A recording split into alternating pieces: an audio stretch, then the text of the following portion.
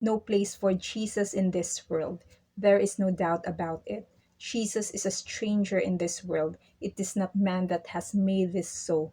It is God the Father. To understand this message, please read and study the whole of John chapter 17. It will give you a clear understanding of how Christ saw himself in this world.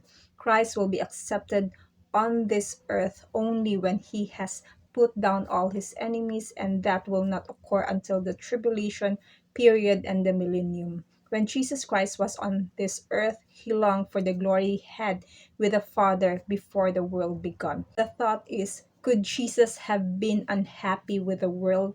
The answer is no. If he was unhappy, it was with the people in the world and perhaps his own followers. Yet there were those who wanted to see Jesus at great cost to themselves. There are two Greeks on Palm Sunday who wanted to see Jesus. They came saying, "Sir, we wish to see Jesus." Simon and Anna live only to see the Christ child. And then there were the wise men who wanted to see Jesus. These are but brief illustrations of the price people paid to see Jesus. But if anyone wanted to see him today, where is he? We can look at the record of Christ without a place on this world. First, in John chapter 17, he mentions the world 18 times, and some of the times he mentions it critically. Second, there was no place for Jesus when he was born in Bethlehem.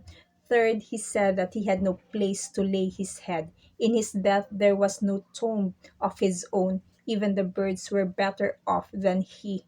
Fourth, Christ had no place in politics then or now. Fifth, Christ has no place in education, but there is a place for evolution, sex education, and even abortion. Sixth, Christ has no place in modern religion because most churchgoers do not have an understanding of the birthing or the born again miracle.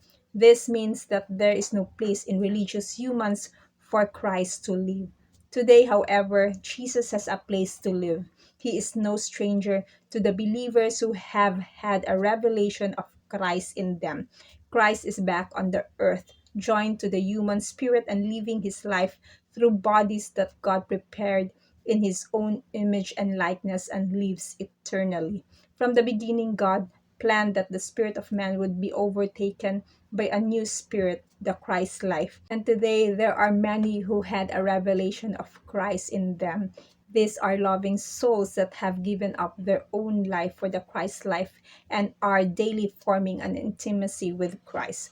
While Christ lives in every believer, sadly, most do not know it. Christ is still a stranger to them and has not been welcomed by them to his rightful place on this earth. And by that, we are urged by God's grace to pray continually and to share the gospel of the grace of God to those believers and unbelievers. To God be the glory. God bless you.